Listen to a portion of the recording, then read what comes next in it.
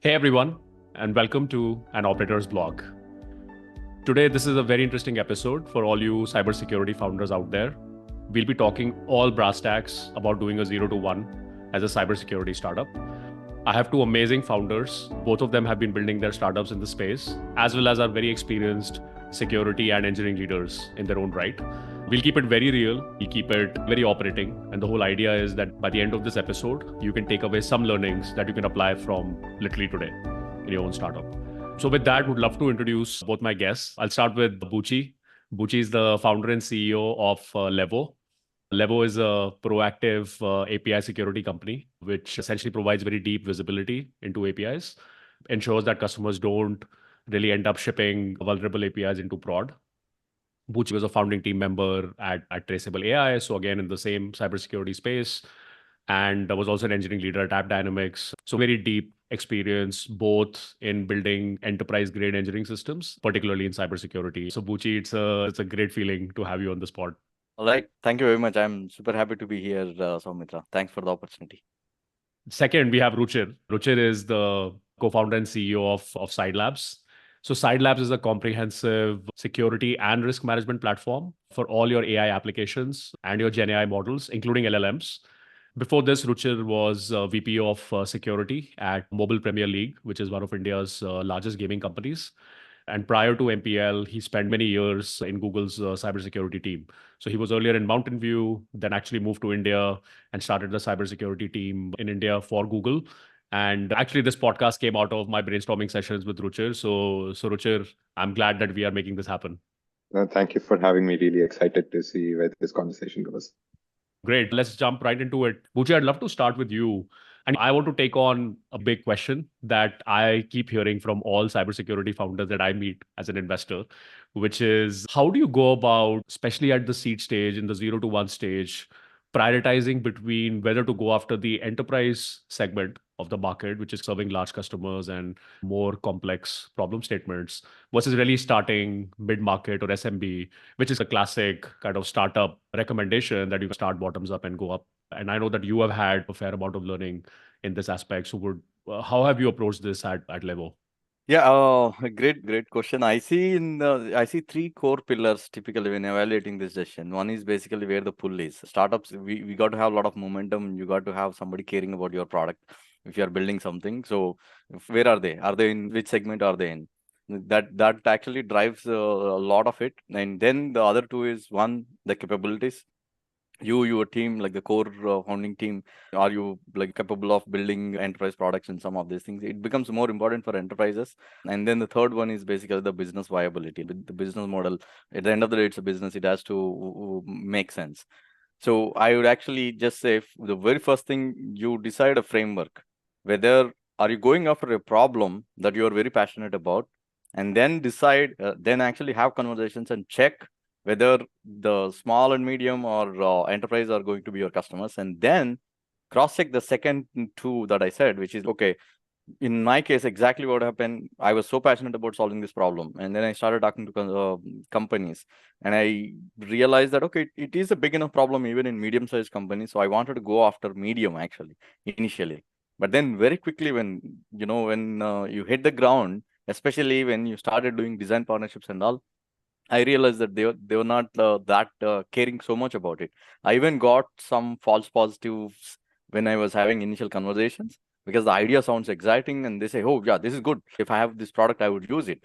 So I thought mid-market is actually what I wanted to go after initially. But then very quickly, based on the actions, I realized that it's enterprise. It was like a OMG kind of moment. But then going back, I assessed two things.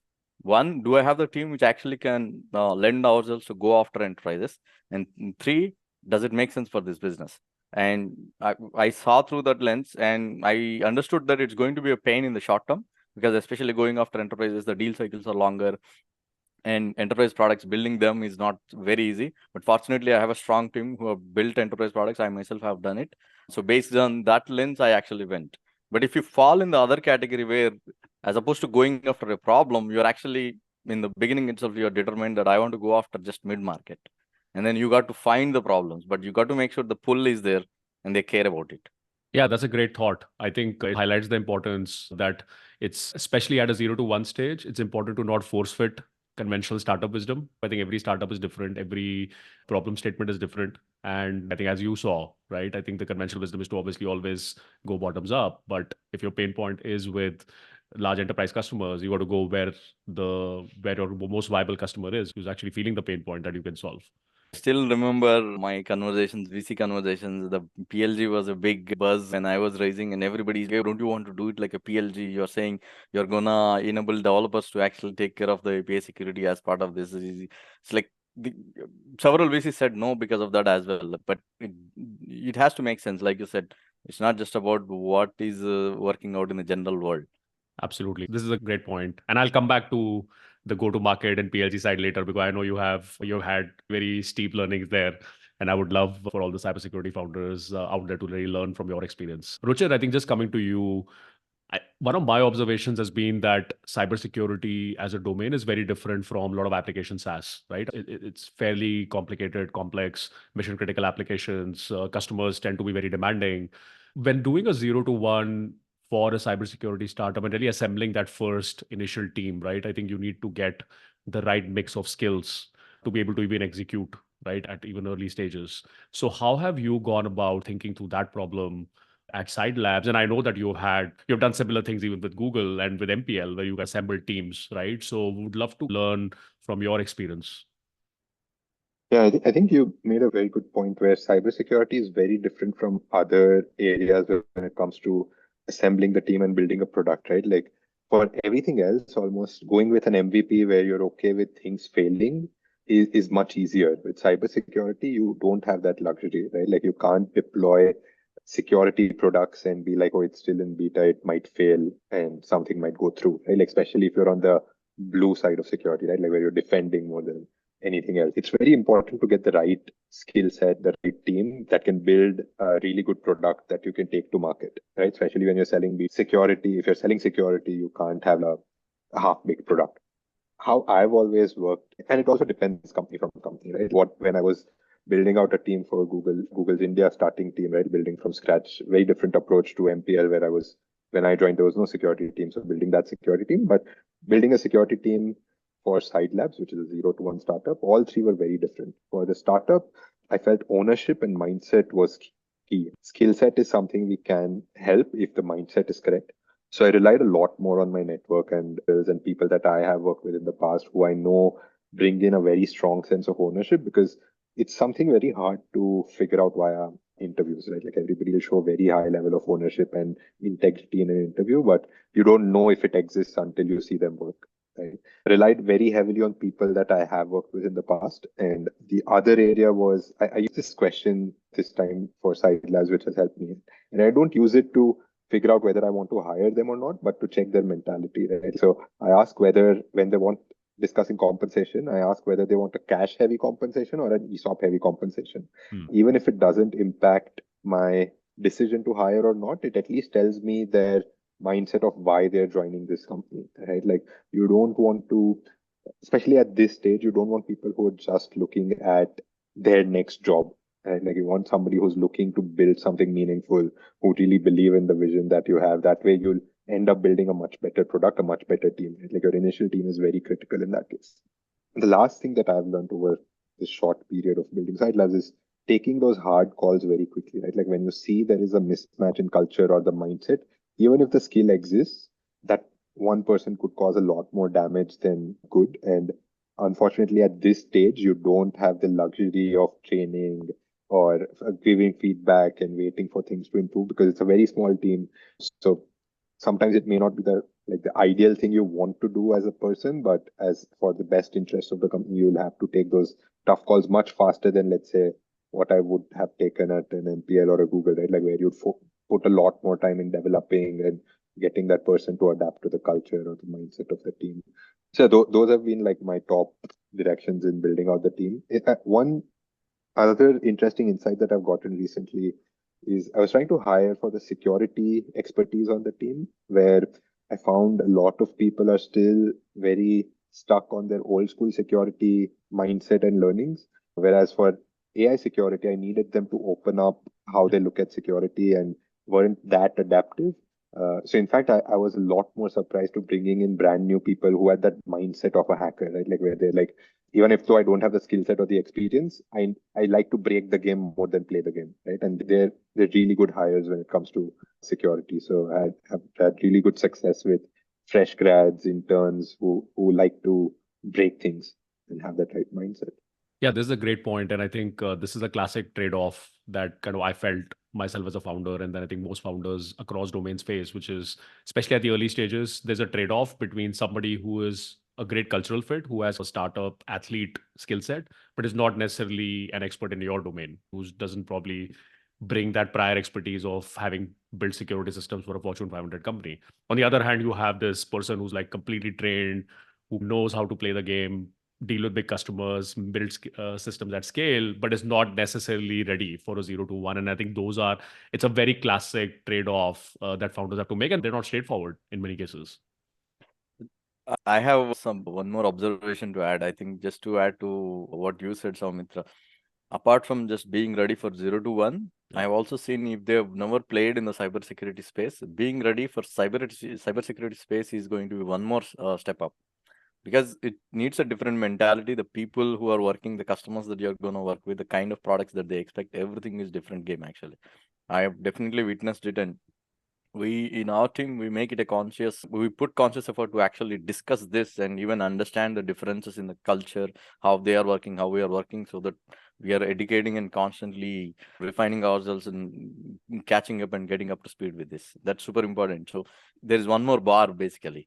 If they've never worked with cybersecurity in the past, even that is going to be something that you have to assess them and watch out whether they are able to adapt or not.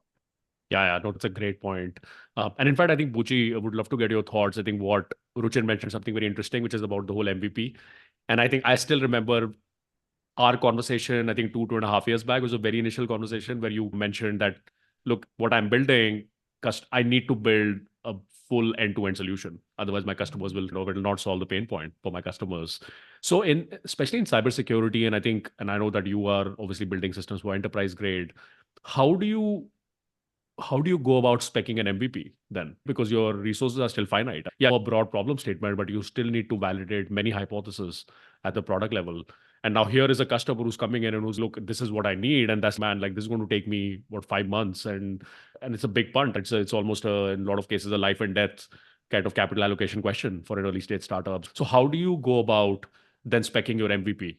So I usually see it in, first of all, I think I would rephrase what you said, which is in customers not necessarily always demand end-to-end solutions or full solutions. Rather, they expect whatever features you give to be working correctly. So I think that a lot of people have that misunderstanding, and that I think I've figured it out in the beginning itself, and I try to use that to our advantage. So the ruthless prioritization on the number of features and the kind of features, and which is the most important thing for the customer. That's the first step. And after that, there is also a lot of engineering magic that I personally have figured it out. This actually comes fortunately from my AppDynamics and this background, working on enterprise product, and especially going through I've seen AppDynamics grow from 300 to 2,500 people.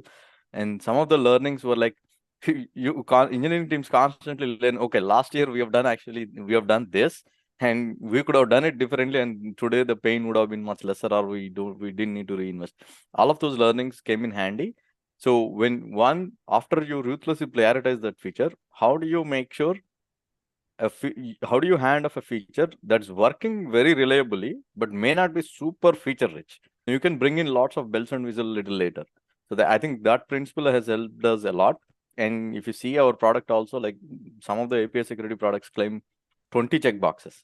And we said, no, we're not checking all of that. We don't have the resources, or the team is not that big. But if you just start doing several things, this in itself is very hard to do. So we stuck to customers in the discovery. We ask them, like, what do you care the most? What do you want? If I have to give only 1 or 2 features, what would that be? And we double down on those features, and that's how we kept our MVP. So MVP does not, there are several videos online, people just wrongly misinterpret it actually. Oh, it could be scrappy, it could fail, it could only work half times. No, actually security will not have that appetite. Especially when you're selling to enterprises, everything from you, they are looking and judging you, right, in deciding whether they want to transact with you, do business with you. And the reliability and the quality and how much care you are giving to it is going to be a big criteria in their mind. And anytime you don't check, that's the end of the story. Sometimes you don't even get the second opportunity. So you have to strike a right balance. So don't bloat with the features. Pick very few small number of features, but within that also try to keep it as minimal as possible. That has been our mantra at least. And that has been working out pretty well. Still, there are more things to do, and we need to do better with respect to quality. A couple of public companies are our customers. So you can say that, okay, we have met some bar with the quality and all of that. We have done a decent job to actually earn them. Yeah, it sounds like there is so it's a lot of art and science combined, right? Like I think a lot of these are judgment calls. Yes, the engineering one is where especially I've seen sometimes experience definitely comes in handy. Yeah. Or alternatively, like the first principles thinking, like put the right abstractions in place. It's like this 5 months or 6 months that you said sometimes, right?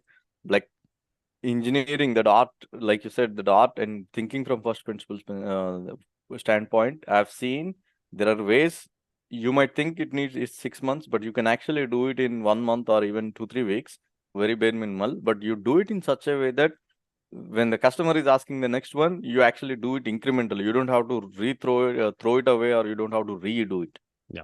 That I think it's a little hard to describe, but I have learned it over the time with my experience, and I feel like that has been one of the strengths that was serving us really well. And Ruchir, does that kind of resonate Yeah. with you? Because I know you were also a buyer of cybersecurity Yeah. software at MPL, and we have spoken a lot about that.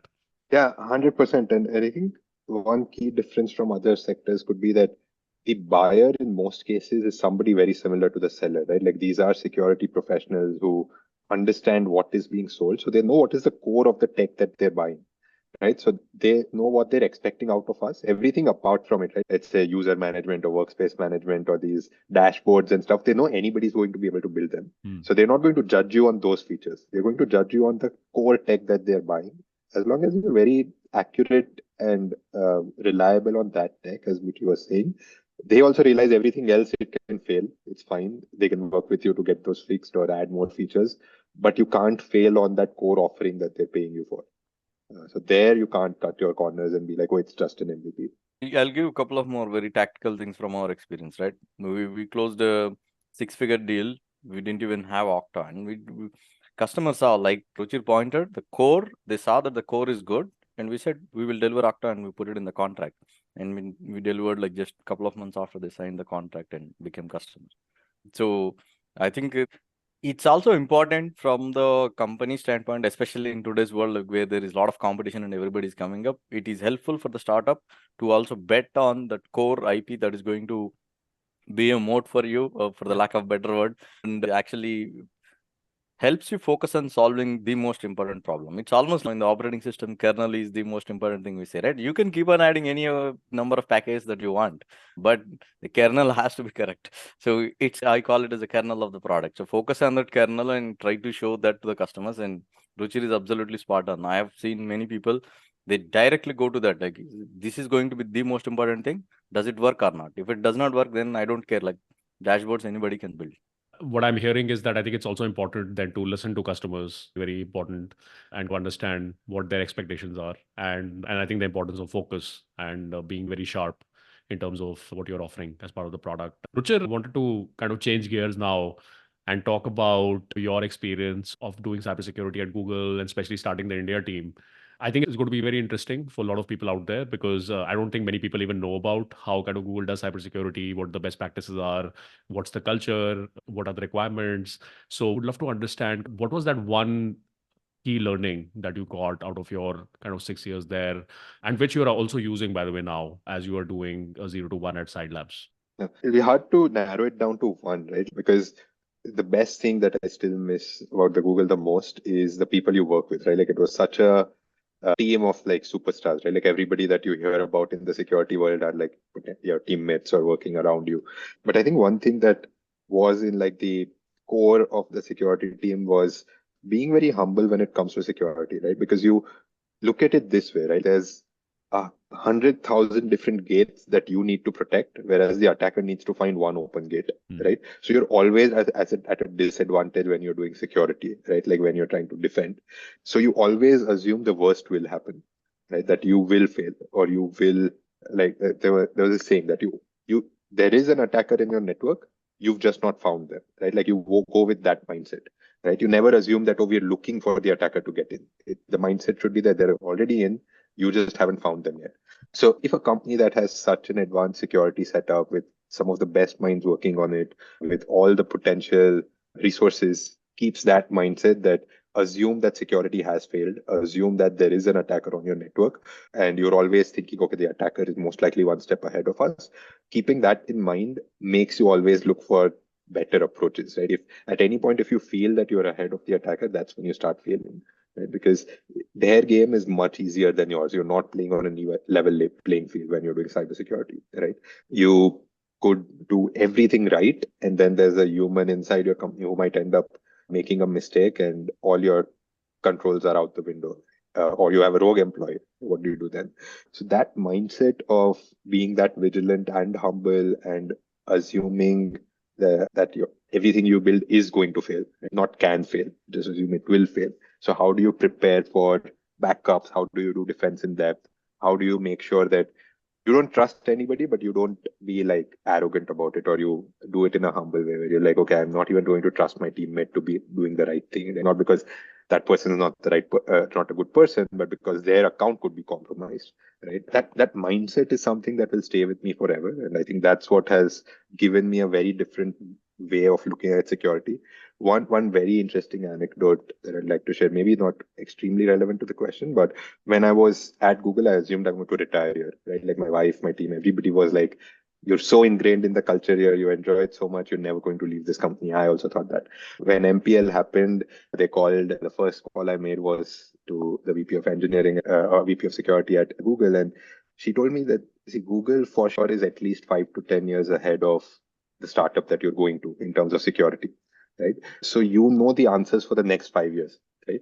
But the things you will learn by failing is something no large company can teach you. So even though I want you to stay at Google, I want you to go to this new place, make mistakes, learn a lot more things. If you don't like it, you can always come back. Right?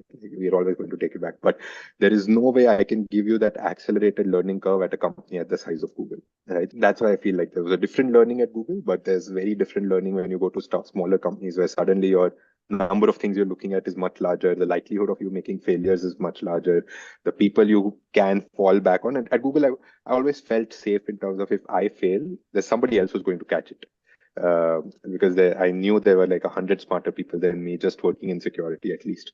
Right? Whereas when you start moving out smaller and smaller places, that backup starts going away. So it teaches you completely different things. Yeah, that's how I've learned from Google and like switching out of Google as well. Yeah, that's a great thought. Humility as a cybersecurity professional, founder, operator. I think that'll be, I think, a big takeaway for a lot of founders. I like that line that you said, which is you don't trust anybody, but then don't be arrogant about it. I just to share one of my personal experiences when I was in AppDynamics. That's my experience in AppDynamics was I had several learnings because that was one of the first jobs where I'd spent a lot of time with the security for a couple of reasons. One, because I got into leadership role, and two, Cisco acquired us. So because of those, but when I was talking to those people, initially it was like a big culture shock for me, right? When you go and talk to other engineers, they are not like, they're not being, not necessarily rude, but very direct and straightforward. Like you go to another engineering leader and say, hey, I need an AWS account. They say, oh, okay, I'll add it. This is the security person is like, why do you need it? Like, just the face expressions and the tone, and it's like, why do you need this account? Then that was a big culture shock for me. It's like, dude, I work here, but like, doesn't matter. I'm a security person, so I have to ask the right question. It took some time for me. Initially, I was almost like, what the hell is this guy, a jerk or something? But then slowly I understood. When I really understood the security culture, I was like, okay, yeah, he was just doing his job. Nothing against me. This is where you follow the Russian ethos of always trust but verify, right? Like, so anytime somebody feels awkward about my questioning, I always say, okay, I trust you, but I need to verify. Wow, you guys are giving me a lot of one-line hooks. Yeah, this is going amazing. I think going to go-to-market, right? I think that's again something that I'm sure is on top of mind for any founder out there. Buchi, I think would love your thoughts on how kind of you have gone about taking your product to market. Your ICP, I know, is more large enterprise. What's worked, what's not worked, even very tactically, even from like how do you get leads to how do you become visible, how do you build trust in the ecosystem as a new startup? Any aspects, any learnings that you have had in Levo, please share. Yeah, first starting with everybody says, don't think like you will be, if you build, they will come. Everybody reads that, they think that, oh no, I'm never going to do that mistake. And then you suddenly start doing that mistake. I didn't do the exact mistake, but I think I was not talking a lot about Levo in the beginning. I was not, especially publicly or socially, I was keeping it only for the in-person conversations, and that too in the first 1.5 year, like we discussed, we had deep technology to build on eBPF and all of this. We had a solid MVP to build. That means I was very busy with engineering. So in the hindsight, one of the biggest mistakes I've done is almost 1.5 years of our company, where like we were building good product and all this, but nobody knew Levo.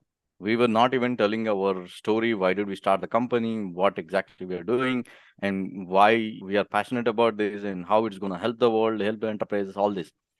That's all lost opportunity in my opinion, and that's all part of the GTM, because in cybersecurity, people in general, in sales, they say people buy from people, but adding to that, in cybersecurity, people buy from trusted people and trusted companies, right? And how do you build the trust? Unless I have 30 years of cybersecurity experience and several of CISOs of my friends or something, that's probably a different state. But I was not in that state. And like coming from engineering and had few years of experience on the cybersecurity side, but even then I was still building. I was not a CISO. I was not a security leader. It was very hard for me. I think it took some time for me to really understand. We used to have great calls. Like I can tell you from the call, like from the quality of the questions that they are asking, from they're assessing their situation, I can tell that there is an opportunity. I can tell that we can add value to it. But then nothing would move. I was like, okay, why is this happening? And there could be like 100 objections, and some of it could be around the size, and some of it could be around like, okay, I just met Buchi. Yeah, I only know him. I only had one meeting with him. I don't think I can buy him from him directly. Yeah, I need to know him more, his team more, and Levo more. So I think that was happening. So to fix that, I started actually opening up, and as I was telling you, like blogging is something that I always wanted to do for a long time, but I didn't do, and that played out here. But then the moment I realized it, I was like, break the shell and start doing it. So spread that awareness, tell your story. The story is part of any GTM actually, whether it is enterprise or mid market or anything, because the story helps people to know and empathize with you and all. So that is one big thing.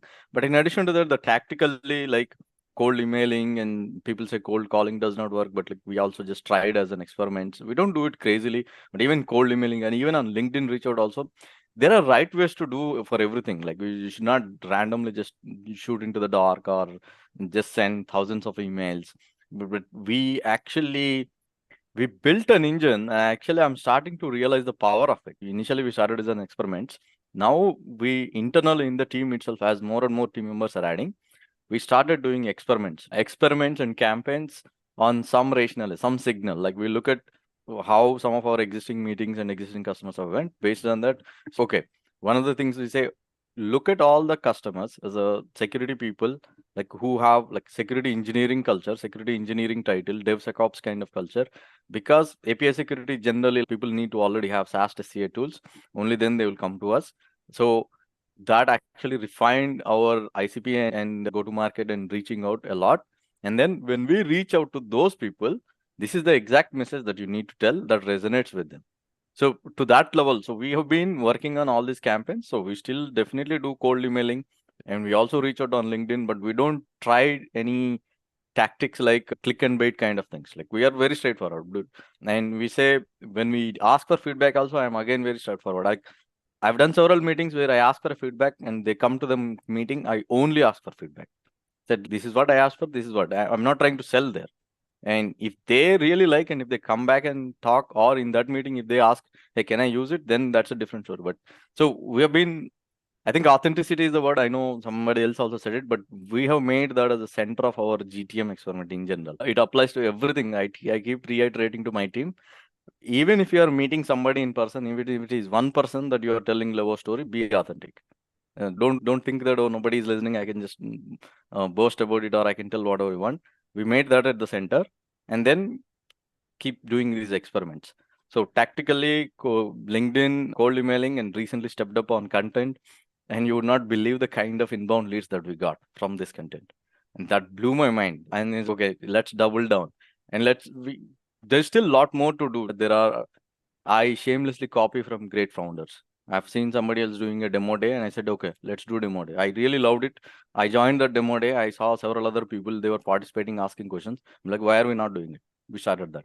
So it's a hustle, it's a learning game, but then you have to be conscious about what you are doing and what you are expecting out of it. So this has served us well. It's been only 8-9 months we have been selling, frankly. Prior to that, I had to learn about this whole thing, like starting from signing up for HubSpot, Apollo, and figuring out how do you get the leads and all that, because I'm completely new to this whole thing. And then, oh my God, like sending emails itself is even if you want to send 1,000 emails, making sure they don't land in spam, all of that. I think those are the tactical lessons that I think every founder will go through. Even I went through that 4-5 months. I learned that, but after that, it's been like 8-9 months applying these principles. Do experiments, do expect what you want, and then we clearly look at the dashboard, numbers, and all of this. Be data driven, and then be authentic. We combined all these things and shamelessly learn from the best things that are happening out there. Yeah, I've personally seen how your LinkedIn game has evolved over the last 1 year or so, and it's great to see that it's actually translating into actual leads and so real results for the company. And I think this is a question that a lot of founders have as well. That hey, why should I put myself out there on social? And I always say this, that look, try it out, run these experiments, and you yourself see that drives real value for your business. Ruchir, I think for you, I would love to understand more on the developer side. I know that you have had a lot of experience in that kind of developer ecosystem. How does one as a 0 to 1 founder really put yourself out there, evangelize your product with kind of the cybersecurity developer ecosystem, evangelists, both of course from a go-to-market perspective of your own product, but also even learning of what's new, because this is a very fast evolving space.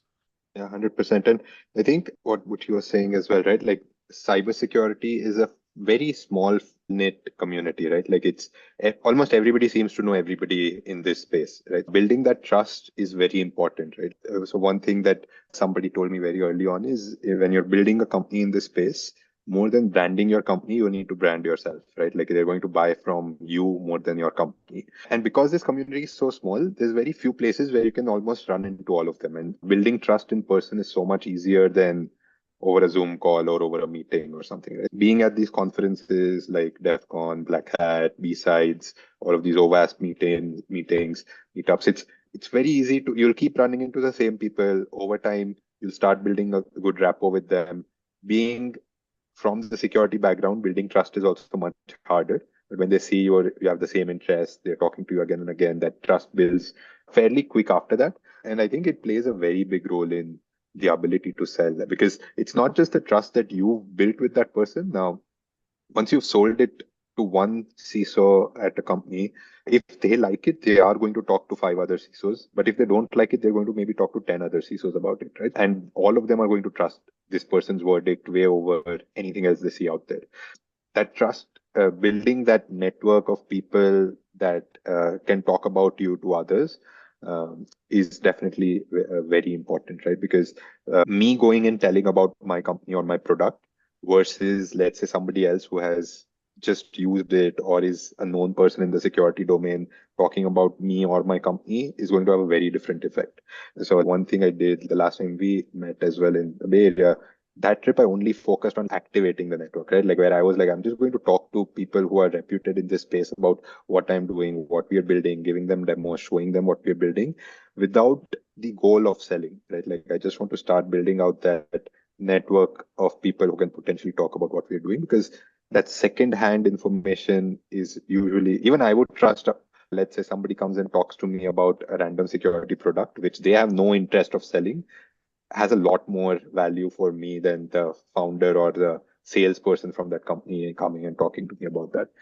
And I see that's even more relevant in security. Being at these events, bottoms up also plays a lot bigger role. Like even if, let's say, we are selling top down to enterprise, when I put on my seller hat, right, while I was at MPL, I paid a lot of attention to what my teams and my engineers were telling me, right? What are they seeing? What are they seeing their friends use? What are they looking at various Discord channels are talking about? What's happening in various events? So I think a lot of decision makers up top also in order to be updated, there's a limited attention span they have, right? So if they want to know everything that's happening, their team is the number one source where they learn from. Even if you want to sell top down, bottom up presence also needs to be there in this space for sure. I think I totally experienced it myself as well, what Ruchir pointed, which is the chances of us closing deals have drastically increased after, in the cases where I met the person in person. It's like actually majority of our customers, I met them in person and closed. And there are several POVs where like they are like completely in a different country or remote, and I didn't meet them and they didn't go well, even though the product and everything was the same. And now in the hindsight, I should have actually bought a ticket and directly went there or made some excuse to show up at the customer's door and met them. That could have completely changed the game. So I experienced it firsthand. And second, the second point you said is also very important. People try to slot it into patterns. When they say bottoms up, is like it does not have to be that they download and they use and they love your product and then they are evangelizing it for you. People on the ground are the ones who are actually rolling up sleeves and doing it work. I personally think many people are still thinking that, oh, it's good if you just go and convince a CISO you can sell the product. Not really, actually. Like, first of all, CISOs or even the second level, third level leaders are so busy, they don't have time. And two, we have amazing people on the ground who are actually doing the work, and they are going to judge the product, and actually they have to love your product. Without that, there is no sale. The CISO or all of them, they're not going to buy it. In fact, I have even come across cases where they were able to completely just stop the sale as well if they personally don't think it's a great product. So that's why everybody is just are you top down or bottoms up? And in this GTM, how do you go? It's not a either or kind of case, especially in this. You definitely have to win the heart of these people on the ground, make sure the product works and they love you. And then you also build trust with the leadership team and you have personal reputation and all, so that everything comes together nicely.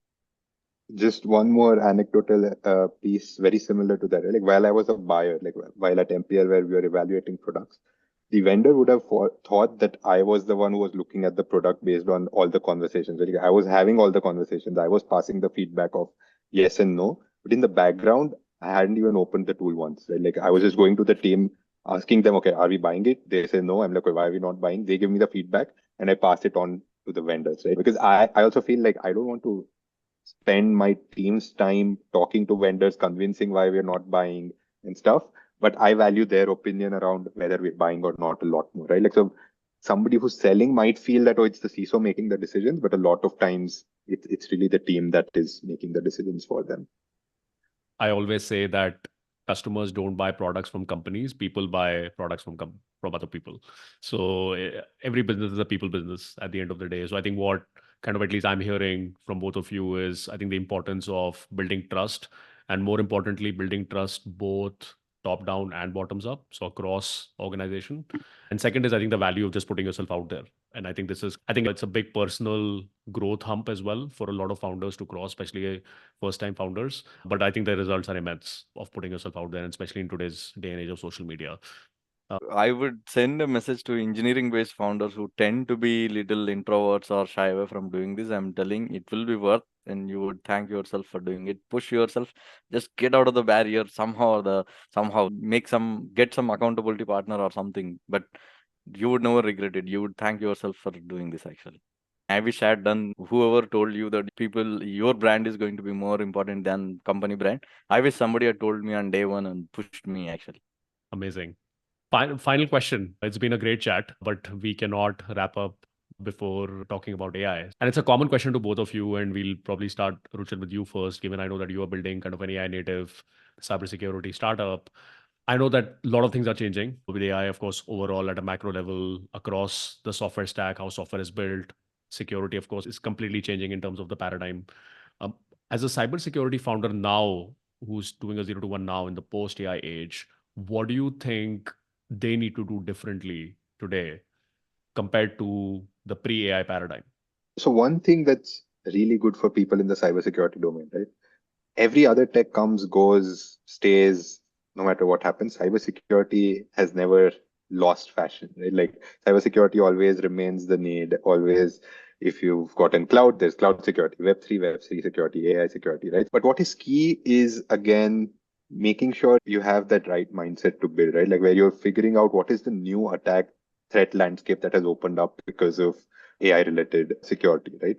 And breaking it down basically in two major areas, right? Using AI for security or securing AI, right? For example, like we are focused only on securing AI, whereas almost everybody who's doing security right now will have to adapt to using AI for security, right? Like everybody understands this is not a fad. There is a lot of alpha to be mined here. There's a lot of benefits for all sorts of industries, including security, right? One major shift that I see in post AI security is until now, security has always been pattern based, right? Whether you take early security from when it was like analog all the way now to cloud security and everything, you always look for patterns, right? Either you're looking for even an antivirus or an XDR or a CSPM or an ASPM, there's patterns that you're looking for.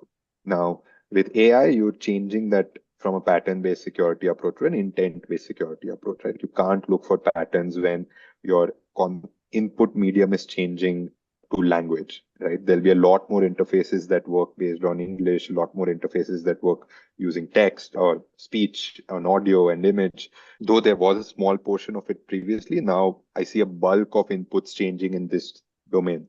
So I think anybody doing security, whether securing traditional or deterministic systems or probabilistic systems or AI systems, need to be very aware of the paradigm shift that is coming because of AI, where instead of code, there will be a lot more reliance on language, a lot more things that will be dependent on voice, image, and all that. And one thing we used to do back in Google was AI is nothing but a highly privileged insider, right? So how do you look at a system which is running in your trusted environment, has a lot of access, but could go rogue, right? One thing security is never solved for is that human is the weakest link in your security, right?